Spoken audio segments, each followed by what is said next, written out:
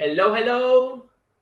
Welcome everybody again to our artist talks of the online phase of the Sprout project. And today is a very special day because we have an artistic collective that was created in the Sprout and Spread Art in Nature Residency.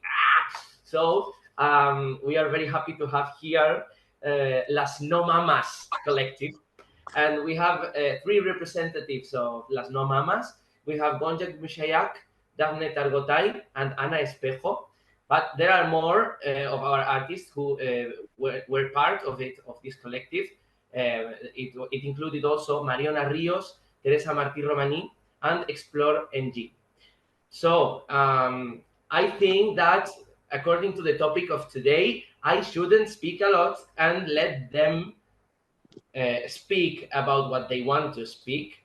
So I will go now, and I'm very happy to be here. I will not stay until the end of the meeting. So thank you very much for being here, everybody. Tell your friends, tell your family, tell everybody, because everybody should know LasNoMaMAS. Deria Demiroğlu, please.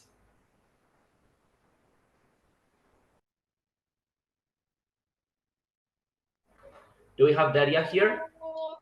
Hello, yeah, I am here finally. Something happened technically, so I was kicked from the meeting, but now I'm back. So I hope you explain a bit for the beginning. So welcome everybody.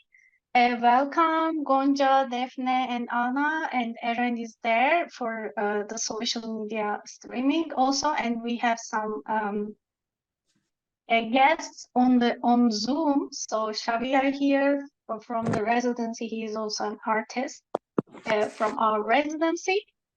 So this week we have the LasNoMaMAS. I guess Alberto explain about it, and they will be talking about their perspective and what they experienced during the residency. During the residency, we had a lot of layers, and different communities started to occur. So LasNoMaMAS was one of them, and I started to solve them. Everybody was working on their projects, and also some common projects and personal projects. But then I saw this group of women making circles and starting to talk in the middle of the nature because they need it. So we wanted to introduce their art and also themselves, of course, to talk about what is ecofeminism, what they have experienced with, what they want to do after this. So I want to give the word to Gonca, Daphne, and Ana. So they will first talk about their artistic background, their personal artistic background, and slowly the talk will go on the ecofeminism topic. So, yeah.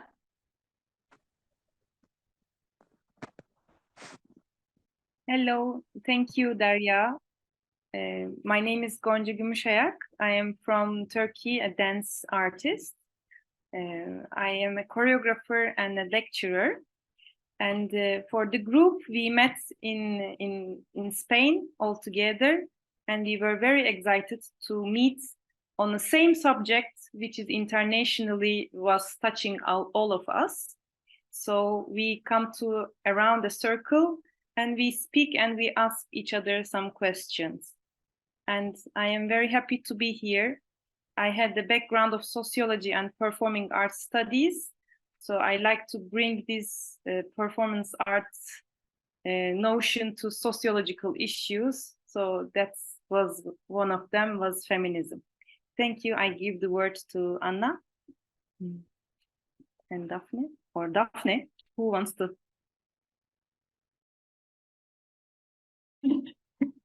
Okay, I'll do it. So, hello, thank you everyone for this meeting. I'm Ana Rodriguez. I'm a multidisciplinary artist, an art director, and I don't have studies in sociology, but I consider myself a feminist. So I think that all of the people that were involved with this project had a very good theoretical background of feminism. So we really did a good project. I don't know if Daphne wants to introduce herself. Yes, so hello everyone. I'm Daphne Targotay. I'm a French and Turkish artist based a bit everywhere. And I have a background in fine art. I'm very interested into migration studies. And also I'm a strong feminist, and I enjoyed this opportunity to create this show all together, the one that we are going to introduce to you today. And yeah, I'm really excited to show you this, and I'm happy to do it. Thank you. Can I go in for some technical explanation? I'm not sure if Alberto did in the beginning because I was out. So if you have questions, please come to Zoom and you can write your questions in the chat box so we can ask them, because we will have some question and answers time with the artists. So if you have questions, please keep them. Come to Zoom, write them in the chat box. We will be asking these questions to the artists. But if you really want to follow it on the other platforms, on Facebook or so, Instagram, it is also possible that you can ask your questions, but our main channel is here. So here your questions won't be skipped. In other parts, we will try to follow them, catch them. So just technical information. Thank you. So we can go on with LasNoMaMAS and their stories. Thank you. I will screen share a PDF file so that we can follow each other. And then I will give the word to Anna. Now I will share.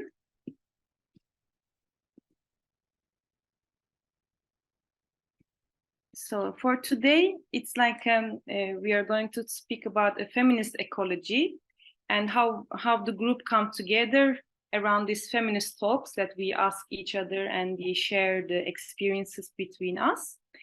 We speak a little bit about this feminism and what is ecofeminism and connected to ecology, and our artistic process in the artistic residency that we were together, and the project and the little bit of progressive project, working progress project is called I Ain't Your Mama. It's like from the song of Jennifer Lopez, quotation mark, but it's like it has a little bit of a joke between us. So we bring it a humoristic way with us. First, what I say, ecofeminism is like a branch of feminism that examines connection between woman and nature. And in terms of like nature, it was always suppressed by the white men. They were trying to cut the trees, bring the industry, everything that we know about nature were suppressed. And in terms of the women, or also female parts of every kind of gender issue were suppressed. So they were in a kind of a parallel zone together. But we can say, what is feminism first to come to ecofeminism? This term about ecofeminism was introduced in 1974 by French feminist François Auberne. I don't know how to read it. Daphne, you help me. This is used as a basis for feminist tenets that equality between genders, revolting non-patriarchal or linear structures, view of the world, and respects of the organic process. And it brings a holistic connection between the merits of intuition and collaboration of everything around the world. Now I give the word to Anna to speak about feminism. And why we come, I had to explain why we come to this issue in the residency, because even like inside residency, we had issues about speaking and hearing about each other. We were doing this talk of artistic speech between us, like everybody was introducing themselves. And most of the women have a kind of, let's say, womanly works and female works. For example, Selin was describing, Angelique or Mariona was describing, and we were somehow coming to speak about feminism, and one of our male friends wants to explain us what is feminism to us, and we were trying to tell what is feminism to him. So like, let's talk about it, and please listen us. There was a issue about this, and we want to be listened. I think we want to be heard. So that's why we bring about this issue together, and we started intuitively talk about this issue. So now you will give this word to Anna, and then how we start to collectively speak about our concerns. Then Daphne will go on. Thank you very much. Thank you, Gonca. First of all, I want to say that what we suffered there is called mansplaining. I think it's important to call things by their names. And well, about feminism, I wanted to do like I have to put in context what feminism is for us. So I think that feminism is a movement that strives for 1%, the 50% of the population of the world. So this movement have to be intersectional and take into account that women don't suffer only because of their gender, also because of the sexual orientation, because of class, race, migratory reasons, effects of climate crisis, and psychological impact of the aggressivity in their environment. So also take on account that capitalist society take these struggles and they often trivialize them and they turn them into profit or into the market. So that is called purple washing, because it's like just taking money from this. And in this context, we wanted to talk about the political ecological feminism that emerged as a call for the absolute emancipation of women. And it runs about the critical background, weaving together Marxism, post-structuralism, ecofeminism, and a post-anti-capitalism movements. And these fusions of perspectives forms the foundation from a comprehensive approach that seeks to address the complex web of challenges that women face every day in an individually and in a collective way, and empowerment and fight for equality. And I think that Daphne is gonna do a pre-talk of how was our process in this artistic collective. So I give the word to her. Thank you, Anna. So for the creation of the performance that you will see in a few minutes, we basically gathered after this incident of mansplaining, and we started to exchange on about all the gender-based oppression we have faced in our lives or that we have witnessed, may it be concerning our genders, our origins, our identity, multiple things. And interestingly, we had many things to say, like oppressions are really present in many places in the society, maybe at home, work, in the street, at the museum, in the cinema, everywhere. Basically, you can witness this kind of oppressions. And by exchanging everything that we have lived or witnessed like this, we slowly were writing the script, the final script of the performance. So this is how I would introduce. Gonca, if you want to take the floor to talk more about the process. For me, I think the most important part was our talks at the forests. Like we had the 3 different speech inside the forest. So, and we have like spent some time about also intimacy between us, also like the stories between us, and sharing of this touch and humanity that the female mind bring. I don't say that not every human can do it. Actually, men also have feelings. We had this word.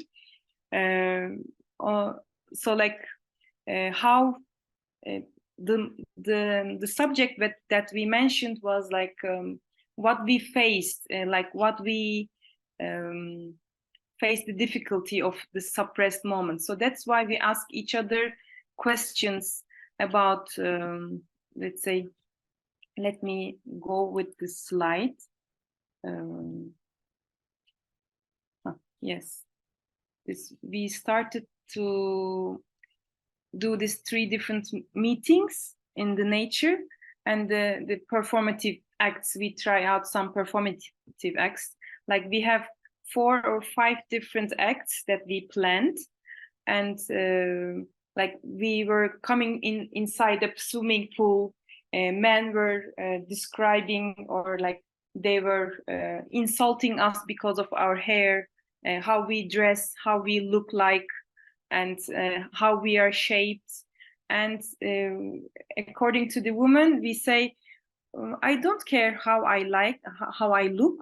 I am the person that I want to be. Are you interested? So this was our point to say and to speak to ourselves.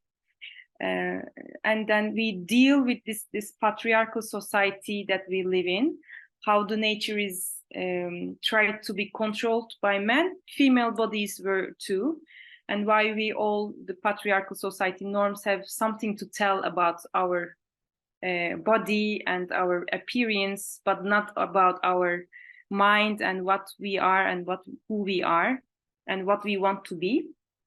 It's a confrontation that's what we experience. So this point, we ask to the audience,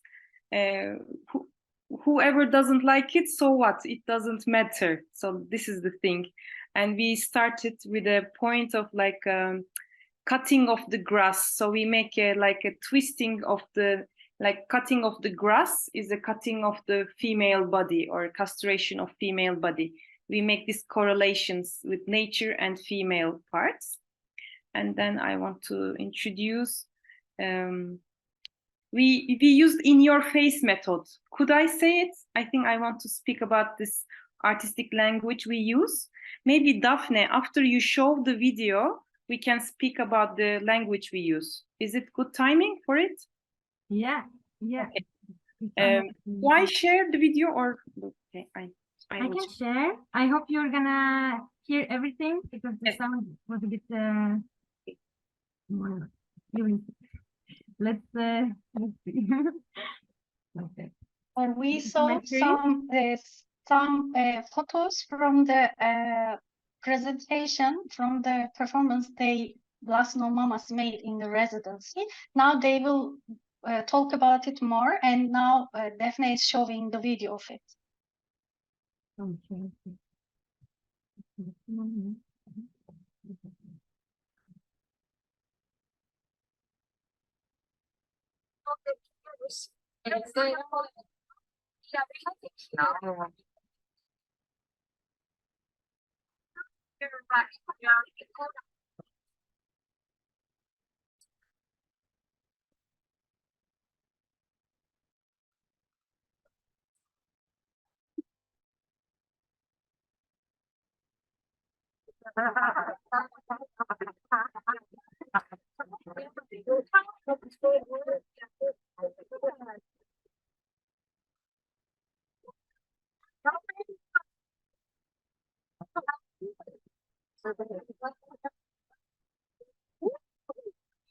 Sound because of the copyrights, but it can be seen very well, the video.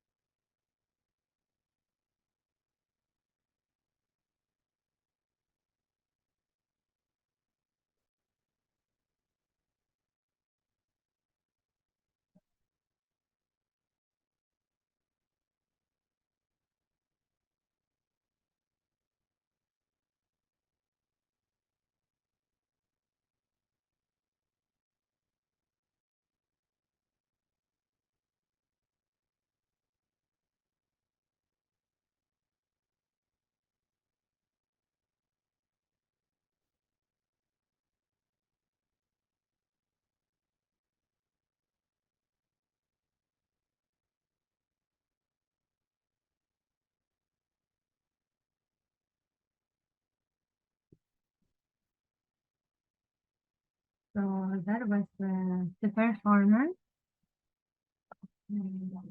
Hope you liked it.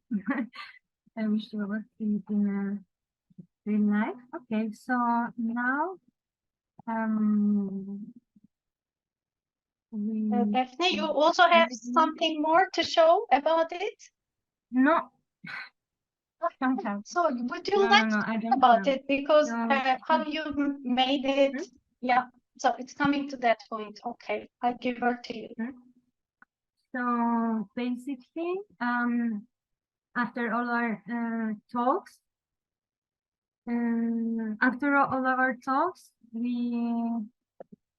following our talks, we started to write the script all together. It was a super collaborative and horizontal process of creation.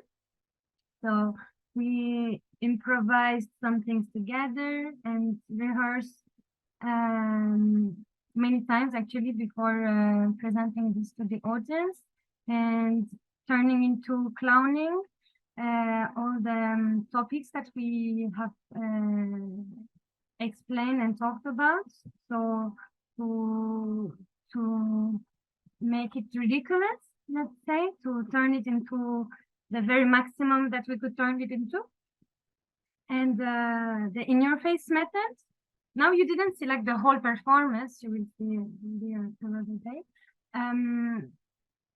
Each of us at the middle of the performance were coming to the audience and shouting out loud, all the oppressive sentences we could hear about our bodies. It can be like, you have small boobs, you are so fat, you are so hairy, you don't look like so feminine, or you are too much feminine. You're I don't know, any kind of thing that can be oppressive as a comment for us on our body, on our behavior, and exteriorizing it as shouting it on the people really makes us feel good actually. So it's like kind of also a therapy for us to shout something that is usually staying into your heart and slowly eating you from the inside, actually, because you're hearing this every day. It's about the look, it's about the things that you are told.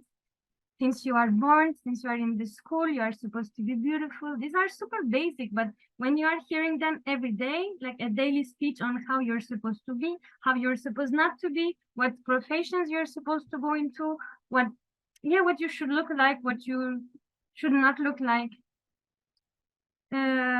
These were nourishing our feelings for making this performance very personal and also universal in a way.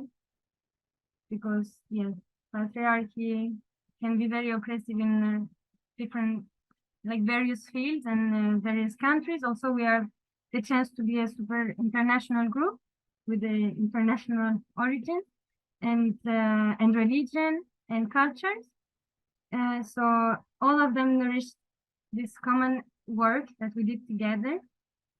And so now maybe Anna, if you want to add some more words on it.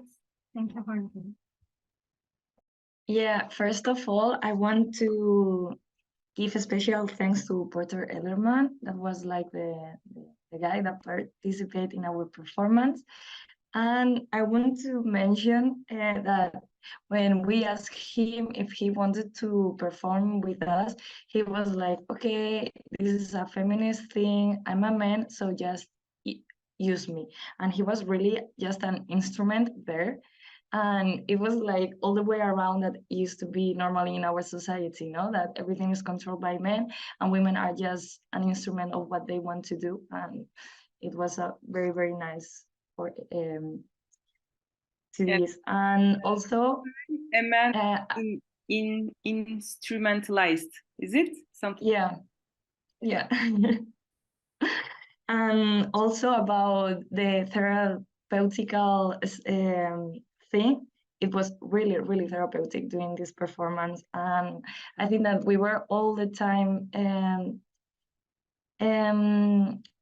using maybe like the psychological damage that misogyny gave us, and we were going wild all the time, like getting really crazy. We were on a crisis and just like shouting and like, we have to stop this. We were going crazy literally, and it was very, very nice. I don't know if Gonca wants to add something. I think I am enjoying the photos now. I really enjoyed doing it and organizing it and giving ideas.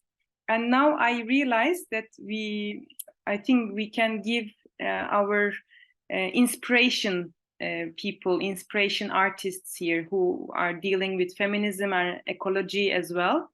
So my inspiration artist was Sorry, Gonca. Sorry, please. I just want to mention that we could continue talking about this because our performance have like too many layers. Yeah, okay. Because we were dealing with just say that it was not only about fighting against patriarchy, was also about connecting with nature and women. And I really like the last part when we are all hugged, and it's like, I feel you, we feel each other. And because in our society everything is super automatized, and I think that is very, very important, this connectivity. Yes. And then you can continue. Sorry. Yeah. I remember this moment of connectivity that we are there to support each other. And it's like a community of female tribe. Like we found our tribe in the nature, and we can go wild now, and as if it was before, and that we are not criticized or judged, and we were not judging each other together, and we could be free. So we gave that space to us and then share it wildly to the audience, I guess. And sometimes intimately. At the end, it was an intimate circle, touching each other. And I think there was we used the artistic residencies workshops there, I think. For example, Tessa Marti, she gave a music course there, like a musical chanting course. So we used that moment there. And Sebastian, he gave Augusto Boal theater. Sensitive theater. Sensitive. Yes. Forum theater or sensitive theater. Sensorial theater. Sensorial theater. So that there was a moment that we were touching each other with closed eyes, and everybody was shifting partners, and then it became a big hug, a huddle. So I think we use those moments inside our own trip. So yeah, it's like a total work at the end. We grew up a lot during the residency, and we just exposed all of that in this performance. And also we were like appealing to the audience all the time, right? Like talking to the other women, like, join us. Now that we learned this.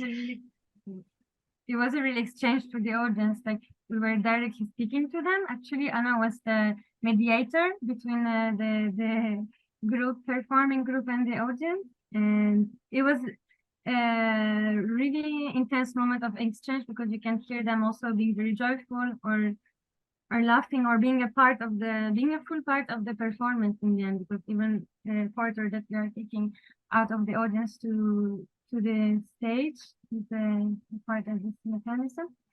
And I think we give some words that so what, is it time to cut the grass, or like brush the teeth or do the laundry. So like we were speaking about the social norms that society give us and how we want to take out those social norms that were put on female bodies. I think we were discussing. Yeah, we were using like kind of a acid sarcasm all the time. Yes. But making it to comedy, and it was nice. I think that also comedy, if it's good done, it's a very, very good way to make people get into the mood and also being very critical. Yes, comedy and sarcasm was the keyword. Yes. Yeah, and I don't know if you can hear because the computer's sound is not that good, but in the moment that we're formed as a choir, we start to chant feelings, and then slowly appear this sentence of not all men. So we are mixing just the concept of the fact that it's important to have feelings, and the stereotypical not all men when we are speaking about feminicide, rape, aggression, harassment. Everyone is coming and saying, oh, but my brother, my boyfriend, my best friend is not like this, they're not raping, not all men. But okay, just yeah, we use this sentence that we hear way too often to justify the fact that we should be silent, and we were using this sentence, chanting it, saying that maybe not all men have feelings, or feelings are not concerning all men, or I don't know, mix it however you want. When you hear these two sentences together, it creates something, and we wanted to offer this to the audience. Yeah, also I think that that when we picked up the sentence "men have also feelings" was very funny, because this sentence appeared in our first feminist talk when we were suffering mansplaining, and we started talking about how we have to express our feeling, not only women, also men, because men also suffer from patriarchy. And suddenly a man said, but men have feelings too. And it was like, wow, he wasn't listening to us at all, and we were already again suffering mansplaining, and that sentence was like so meta. Mm-hmm. I really feel your excitement. So just I want to support you with the timing. So you have some videos to show, and maybe we can have some of the question and answers part in the social media streaming. So I want to tell, like for 1 hour we have now like 25 minutes left, even less. So just want to remind you. Okay, so you can continue your open talk. Here for the part in terms of poems, now we want to introduce some questions to the audience now. It's like we want to open it like a collective space. So we want to ask these questions to the audience, or like who are going to listen this speech.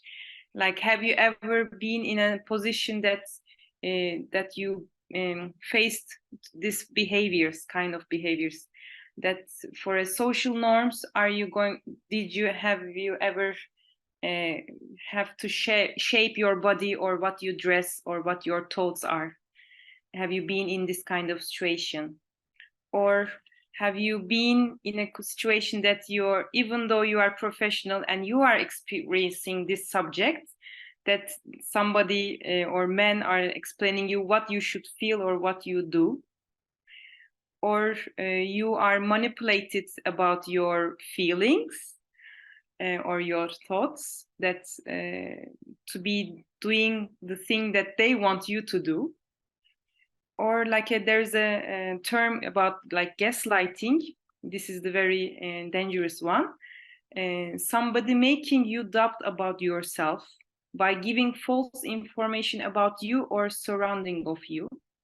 These are like a new terms of like a psychological violence.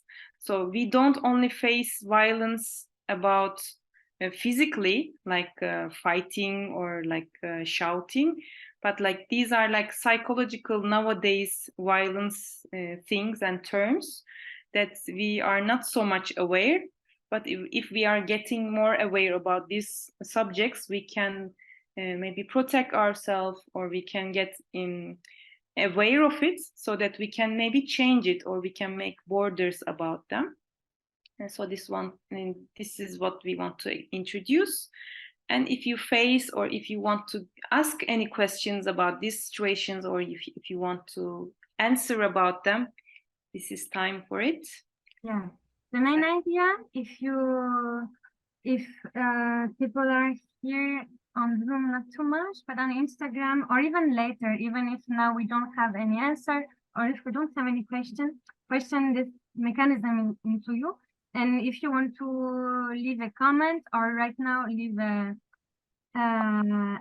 explanation of what you have experienced, what you have witnessed, and what you want to share with us. Maybe you have lived something very similar with what we are describing right now, or in the performance, and we want to give you this occasion to share it with you, and we will read it out loud at the end of the presentation. Thank you for participating, and I hope we can get some comments. Yes, Daphne, I read what you write me before. What oppression did you witness or lived concerning your body, identity, expression, profession, or work field? So this is the question that you ask. Would you maybe answer to the question that was already said in the discussion, because I think it's linked. Right. We can just make a parenthesis on this. Because Alberto said, a question in case it's not mentioned for the end, in the feminist speeches, focusing on the relationships between men and women, sometimes sensitiveness is touched among certain parts of the queer and non-binary communities. What is LasNoMaMA's perspective about this? Yes. Love you all. I think so. Mm-hmm. So, queries are from us, actually. So there are questions in the chat box. If you are starting the questions and answers part, I want to remind you the program that you want to share some artworks and some ecofeminist artists, other artists, also some examples. Do you want to share that too? Then we have the questions, or you want to go with the questions and share them later? Maybe we can share first the artist. Like, sorry, I was in a rush. Okay, let's share first the artist. So, because we want to also introduce some artists that are important for us. At least that were either inspiring, or, anyhow inspiring, or that requires to be known and famous. Somehow famous, known by our people here today. So you can screen share if you want to show them to the audience. It's okay. And then we have the questions, and your questions were also really important. And I also shared your social media accounts on the social media streaming, so people can reach you maybe with these questions. So thank you for those questions. And for the questions here for today, we will have them at the end. So you can talk about your artistic background related to this topic and other artists that inspires you. Yeah, I give the word to you again. Okay, I need to have some technical adjustments, so I can give the floor to Gonca first, if it's okay for you, Gonca. Are you ready? Okay, tamam. I want to give two names of the inspired artists. One of them is Pina Bausch, because how she deals with the gender issue and the combination between them. and also like how she chooses like nature spots, nature places. I want to share some pictures. First, I will find them, and then I can share it. Okay. And then second one artist is Marina Abramovic, and the work that they did with her partner, and then it was very equal partnership, I would say, and then how their perspective has influenced all the performance arts scene. Now I will share with you some Pina Bausch images that were connected to female and male gender parts, that she uses very explosive female body, and then from the time of 1970s, like female body was more freed, let's say, even with the like a scarf it was dressed, and even also gender issue was also used. Queer bodies and male dressed women costumes, female bodies are very expressed as well. So like, for example, this piece, I want to find it, Bluebird. Okay. It was very, Bluebird was like a very suppressive topic or story about women, like a man with a blue beard. He's hiding like dead bodies, cut head bodies of female bodies that they will never, let's say, look for the reality. And they were all suppressed, and one of them is asking why, and then she's about to die, the last woman in the world, or the last female that he married, and she's also about to die, but then she finds out way to kill Bluebird. But this is all about a fairy tale, and then it's a fairy tale of a man oppressing women in one room of like 50 women were died before he died, for example. But I won't say that's killing against killing. No, not that. We want just equality. We want just our rights to be human. We want to be living as normal creatures. I would say Pina Bausch, she's using very much using in the borders of like a stereotype of male and female bodies, and how let's say like a commodity, and then male are eating it, for example, and she also gives place for queer bodies and queer genders. But I would say, like a criticism, she uses always female bodies as female, for example. And she brings nature in the stage, lots of, like, for example, soil on the stage, grass on the stage, flowers on the stage, and like she's changing bodies, queer bodies, and for example, this is Sacre du Printemps, like the bahar ayini, the spring, neydi bahar ayini? Ritual or something like that. Ritual can work maybe. Spring, bahar ayininde, in this Sacre du Printemps, she is going to be sacrificed for the gods, for example, and the male body, he is the norm, and he's giving her to be sacrificed to the god, for example. Always these hierarchical bodies are expressed with female and male bodies, so she was using these.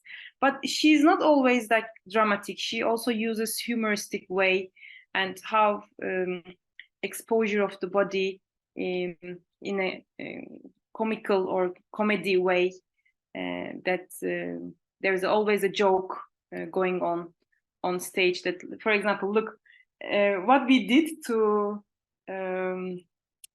Porter. It was done to a woman on stage there by a man for a woman, for example. So like she's using this touching and like manipulating body on stage because it's very political, like touching a body without the permission of that person, for example.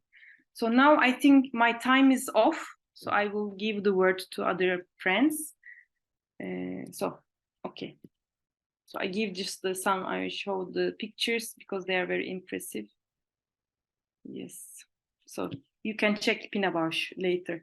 I think I don't have time to share the Abramovich. Thank you.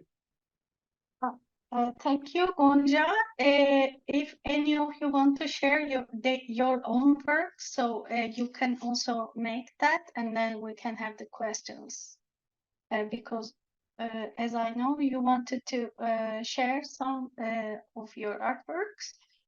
You wanna do it? So, Ana or Daphne or Gonca? I would like to show also the works of an artist. Sorry. And then we can show our work.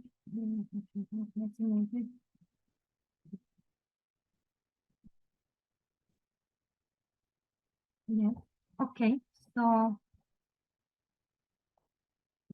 I want to talk about the work of Ana Mendieta, that was born in Cuba in 1948, and I want to highlight that 1948 is a very important date in the history of abortion. So I'm gonna quote the artist who said, to question our culture is to question our own existence, our own human reality. I use the earth as a canvas and my soul as an instrument. So, Ana Mendieta's body, amazing, but yeah. Ana Mendieta's body is the center of her artistic research. Halfway between land art and body art, her artistic poetry is inspired by ancient suggestions. It generates a link between the human body and primordial nature. So I'm going to show you another first, like what remains is the photographs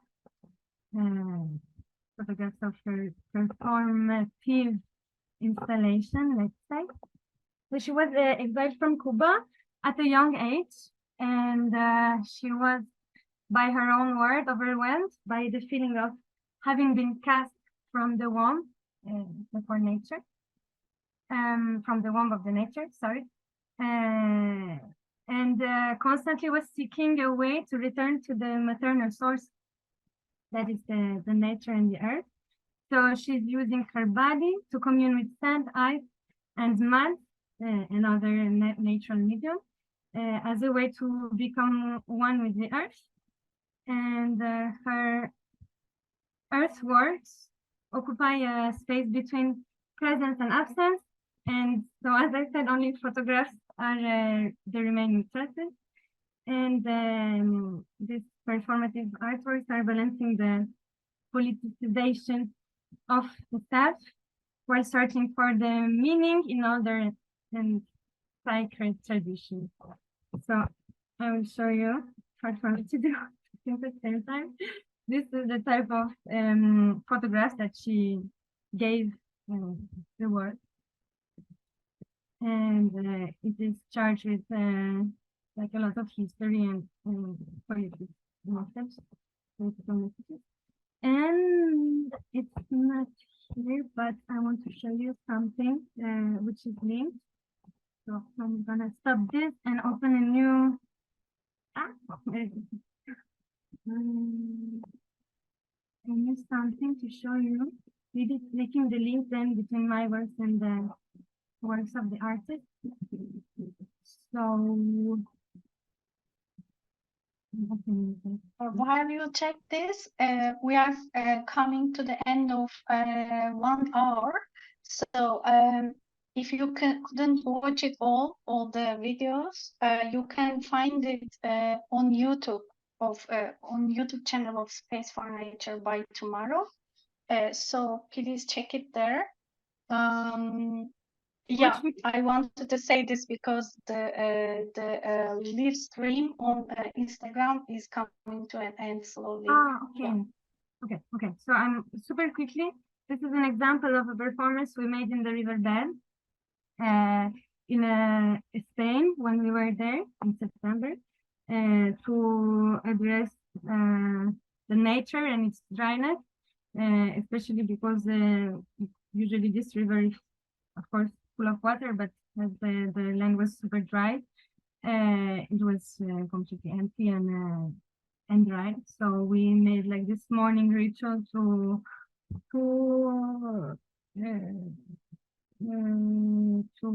honor the earth and the water. And this, not working. This is another artwork that we did with so it's just a screenshot. Both of them are just a capture of the videos. This one you will be able to see it in the online exhibition that is gonna open in a few weeks in the platform of Space for Nature, and it's a video performance we created both with the violist Teresa Marti that you see on the screen in a landfill that yeah, was full of trash, and we wanted to make this contrast between this personage that is playful and giving music to the environment that is fulfilled with spectacle. Okay. Thank you. Is there anything you want to share, tell? Well, it is the last 5 minutes of the live streaming, so but we can continue for a while, or okay. for a longer time, a little bit longer, yeah.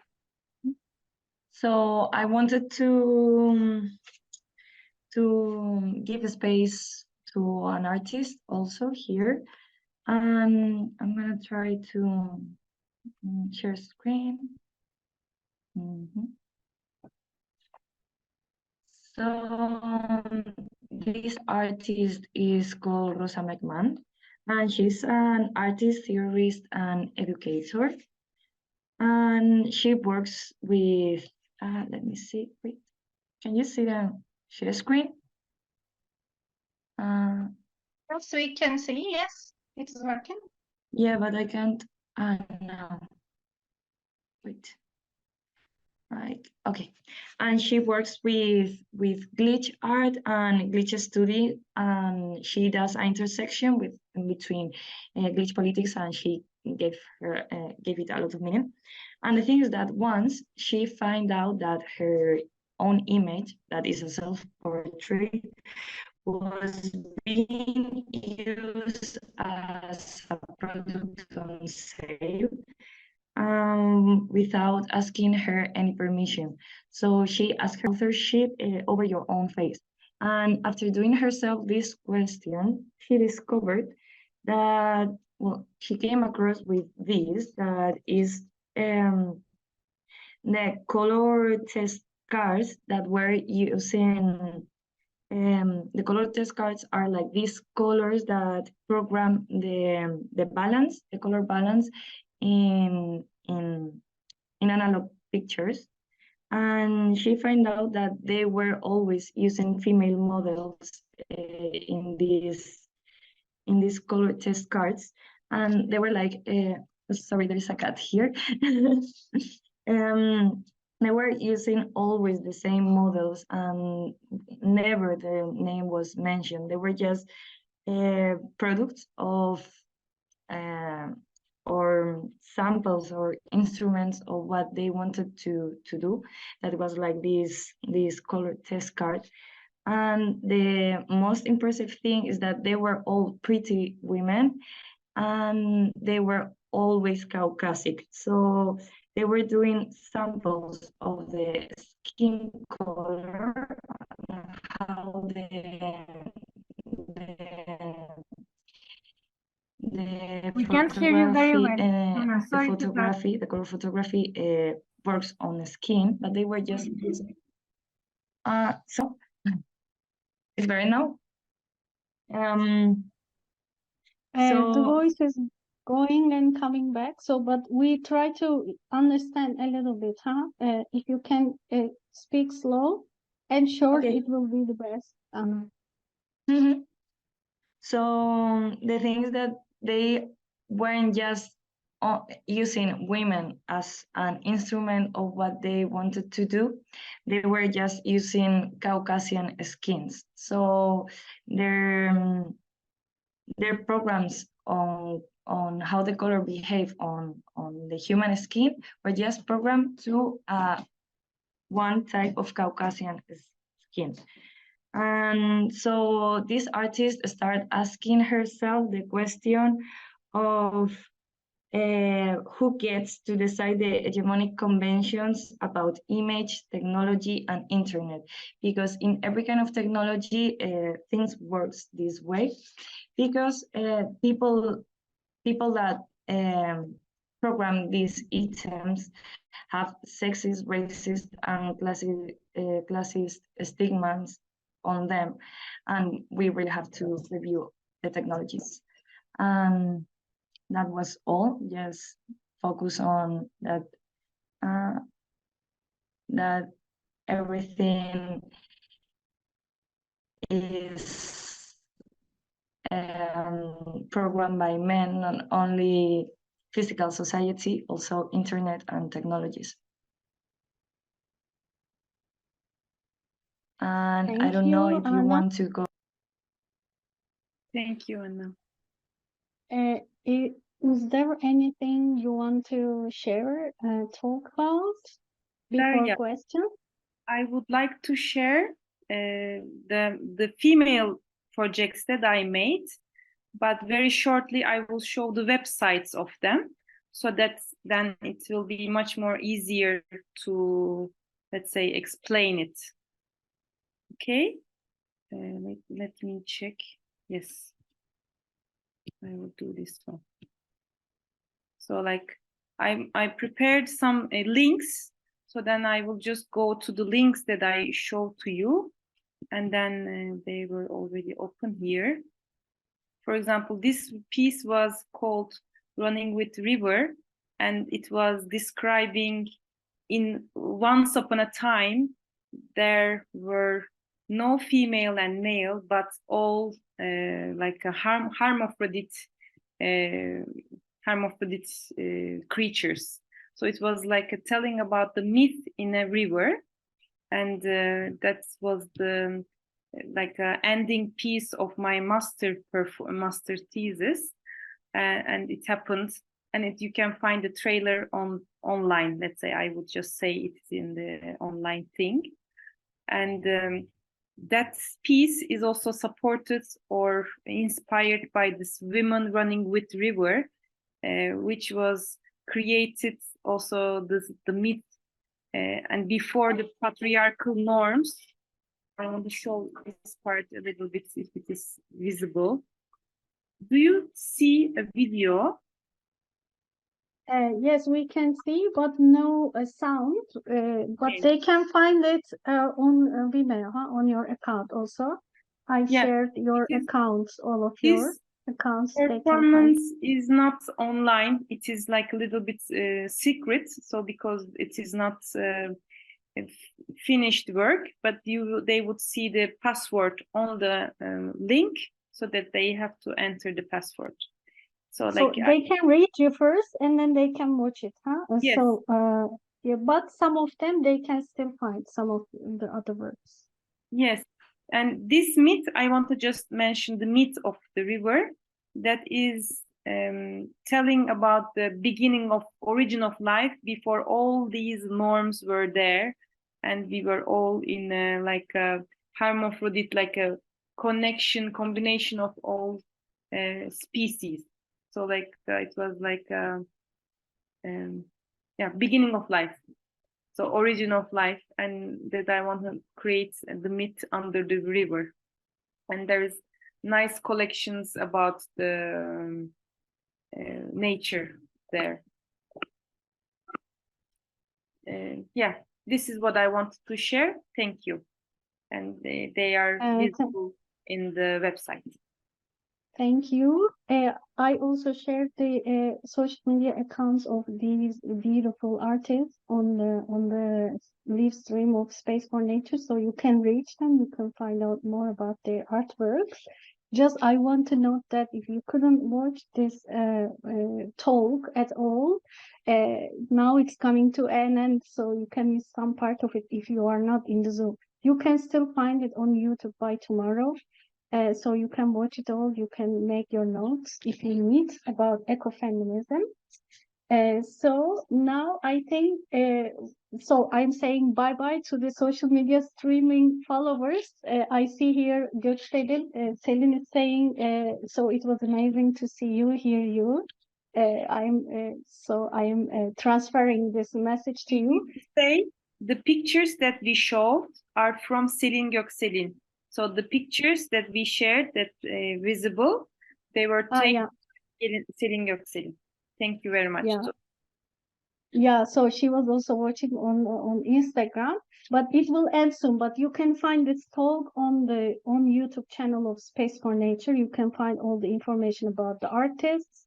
So please, if you need that, learn about ecofeminism more, so you can still reach it. So now we will have the questions part.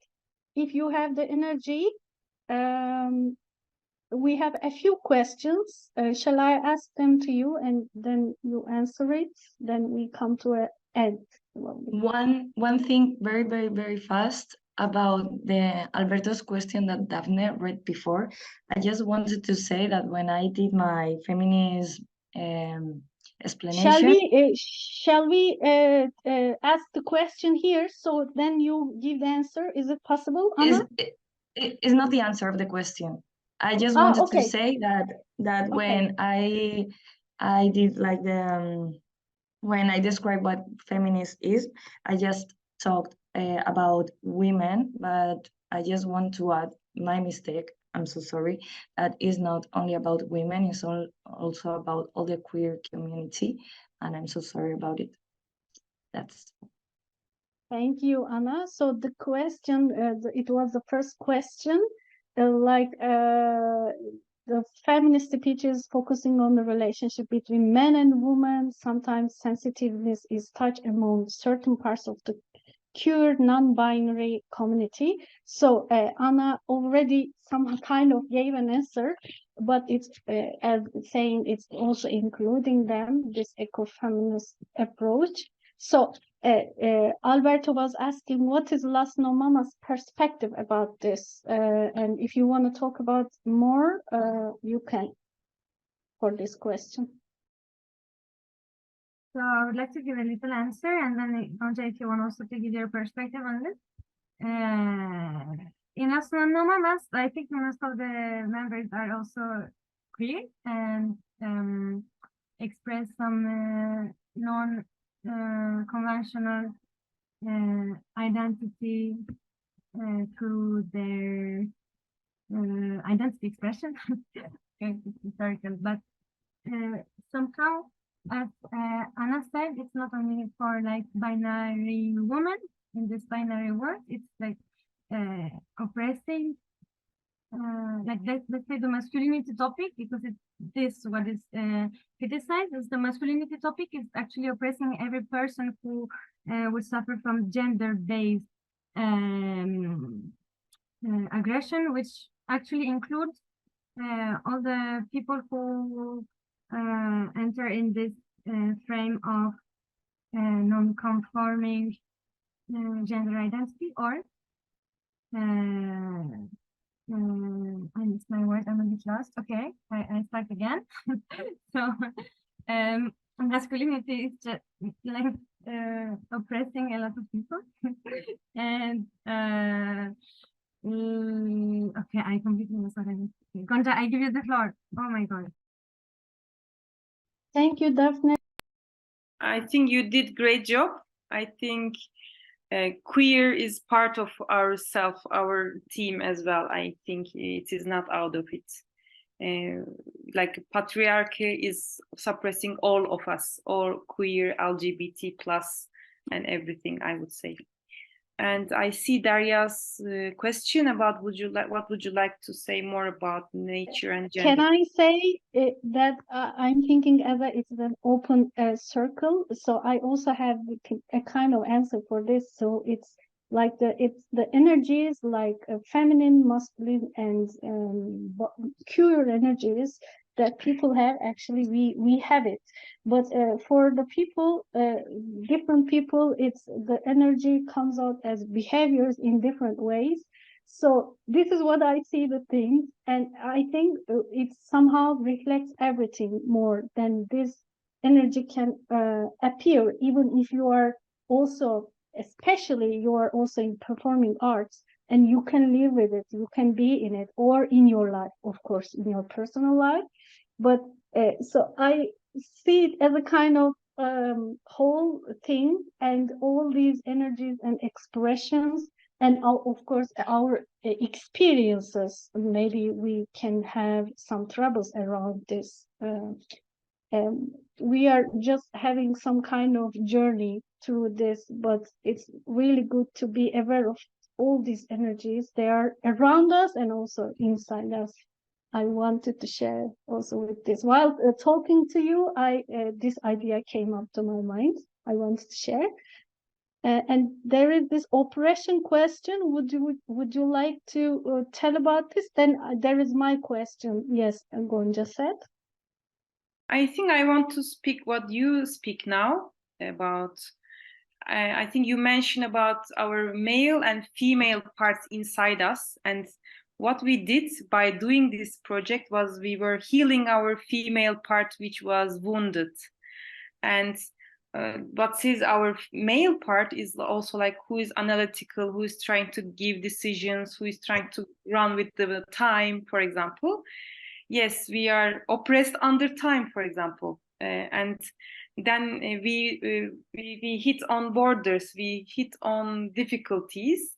And the borders are okay, important, but how to understand the borders? Understanding is the beginning of nature.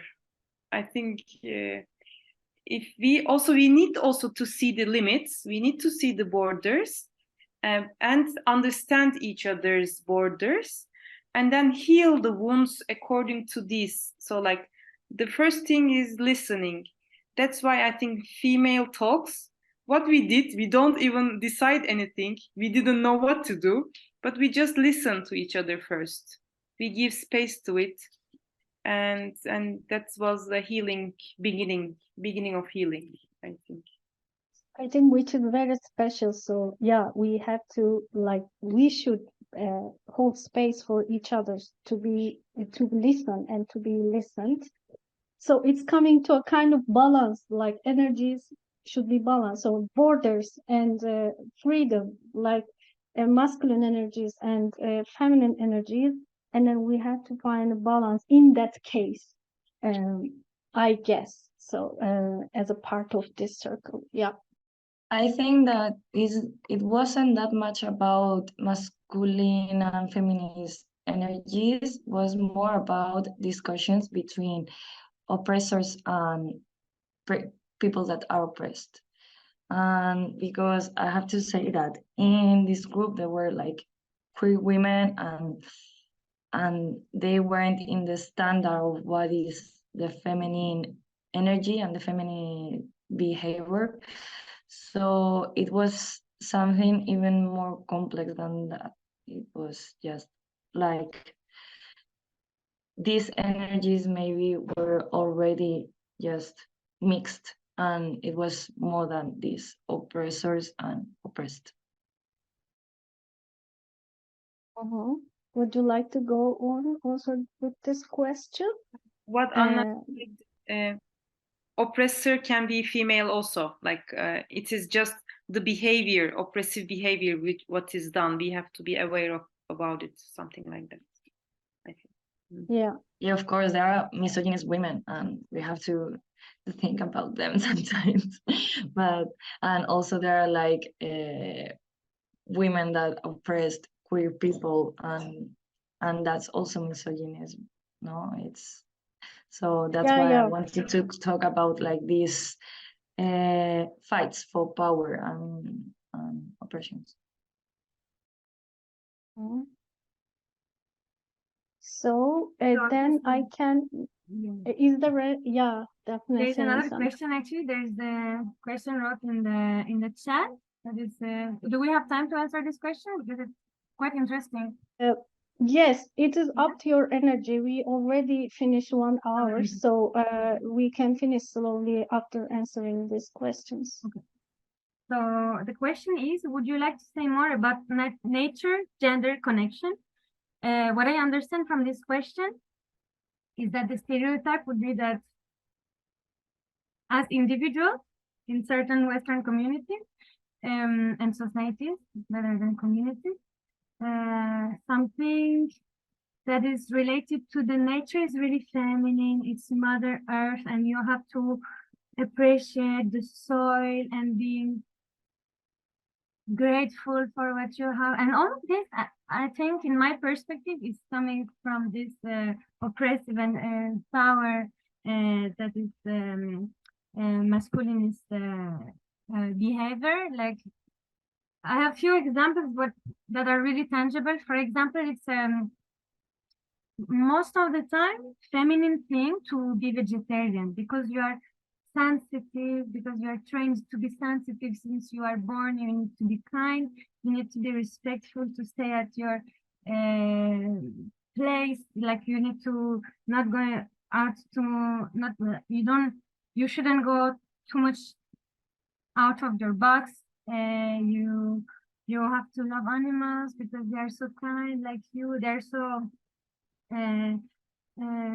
and powerful. They are so powerless, and they are like, the nature is kind of the opposite of every masculinist behavior that is oppressive towards, can be children, women, queer people, nature. So yeah, for me, the gender, like nature-gender connection, is very cultural. And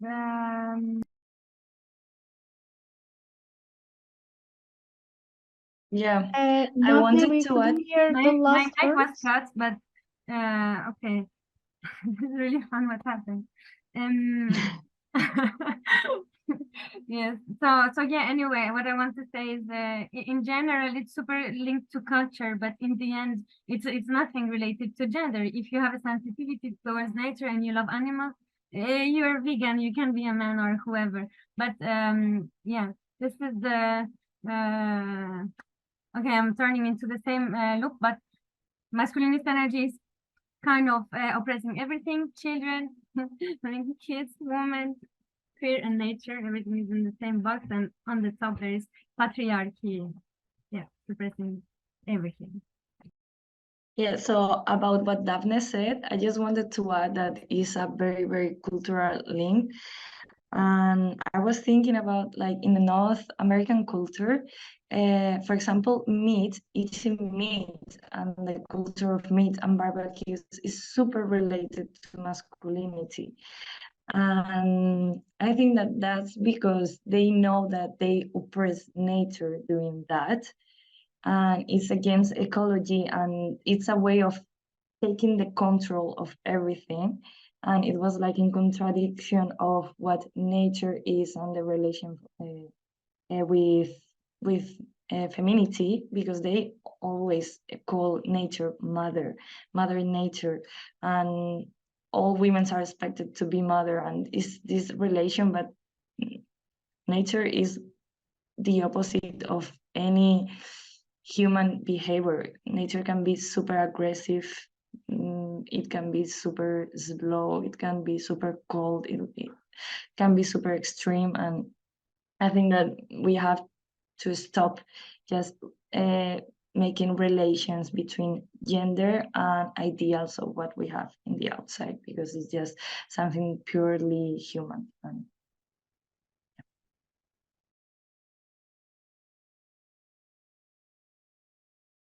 Is there anything you want to add about this topic? I am very happy about this topic came. So it was the real essence of what we were dealing, I would say. Like this, they always try to make this correlation, female is nature, but even it is the name of suppressing it. Like, yeah, thank you. That's what we make the link between nature and gender. Thank you. Yeah, so I can say maybe something about this. This was my question, the nature-gender connection, because I am really understanding gender from nature, like as the energies, or the solid, how can I say, with hermaphrodite animals also. And with all animals, plants and everything, bacteria, I can understand gender from nature a lot. Also nature, as a human, I am also part of nature. So I understand it from that case also. So if you would like to add more about that, I also want to share this, like really reflecting like a mirror for me. But what is for you, for LasNoMaMAS, even you start to create this in the middle of nature in a residency. Yeah, so when I said that we have to stop relating gender with external things and stop relating gender with nature, I mean that the construct of what nature is that we have in Occidental culture. I don't mean nature itself, because nature, if you just analyze it objectively, nature is everything. It's everything. So if it's everything, everything can be related with it. But nature in our culture is sometimes too much, as Daphne was saying, related with sensibility and with these small things that are always related to the feminine gender, and the operation of this nature that is so delicate, is related with masculinity. And I think that that's a bit problematic. But if you see nature as a bigger thing, as you were saying, of course you can relate it with gender if you want. So it's a way of my understanding everything, maybe. So I also understand gender in this way, but also there is kind of oppression between species also. Of course, we also always take it in the peaceful ways. Maybe it's our aim to do it, like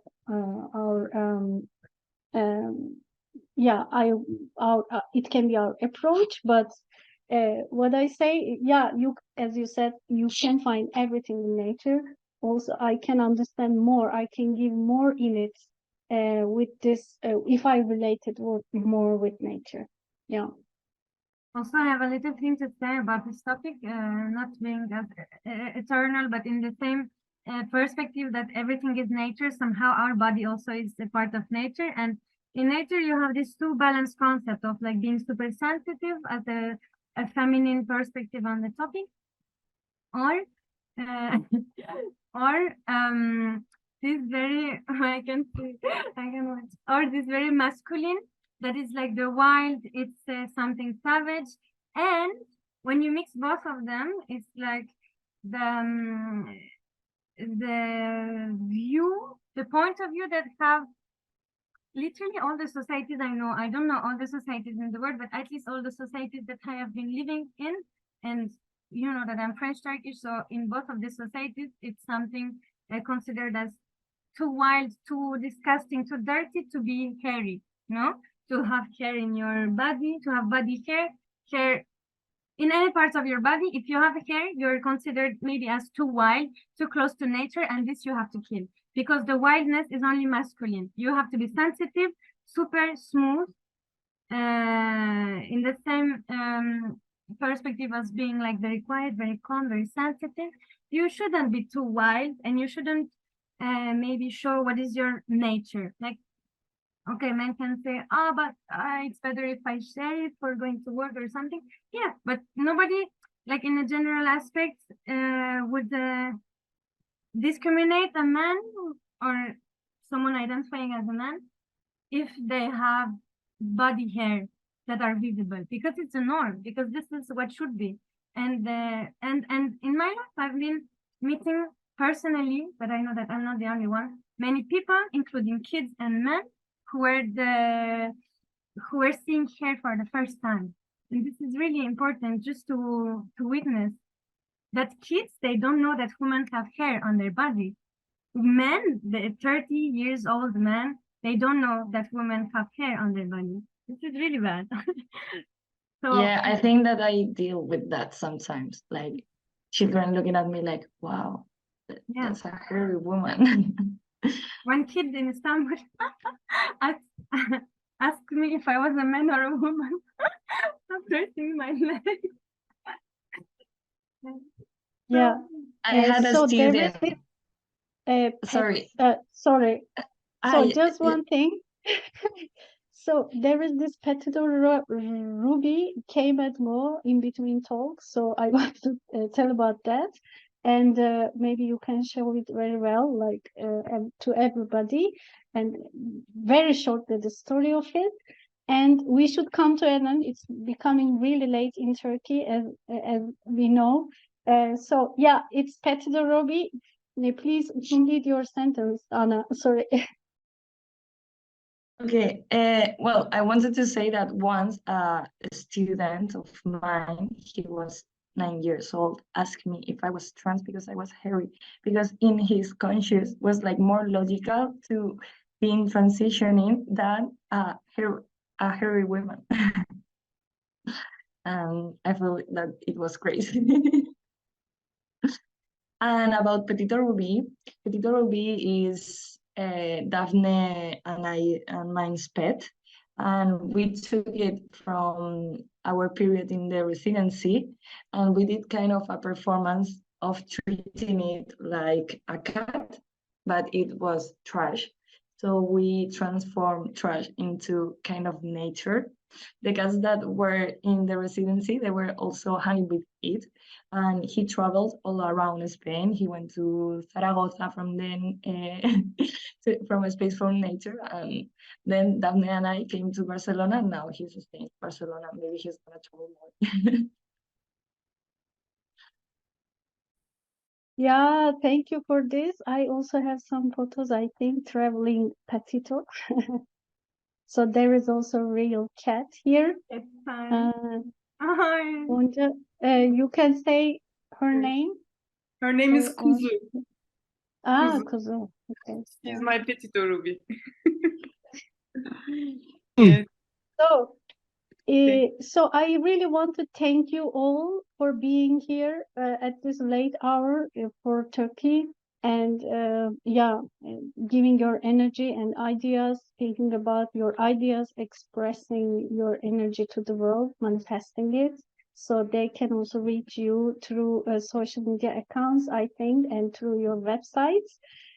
So as I see Alberto is joining, surprisingly, our talk should go on the live stream, because it was limited always 1 hour. So surprisingly this time, I don't know, maybe something technical happened, but it is still going on. I will tell you this.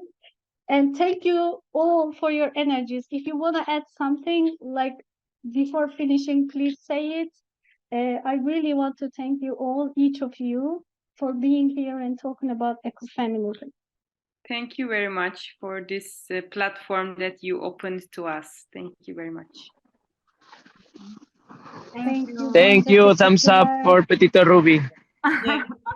I'm excited to Gracias. Thank you. Gracias. I think the other artistic things can be seen in the websites of us. So I think they can reach you with your social media accounts and also your website. Yeah, from there. Yes. Okay, thank you for everything for this talk. So for all people. Yeah, I wanted to add that just like women and queer people, we have to face against every discrimination, and I just want to say that don't shut up about that things and give voice to every oppressed person.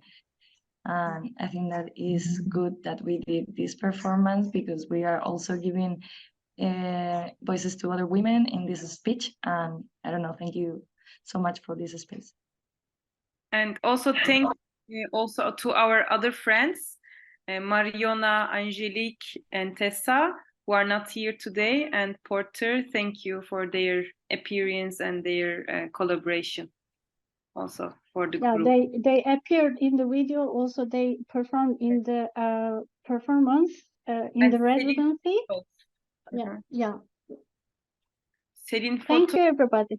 Aynara's video, and next time on the website it will be Ismail.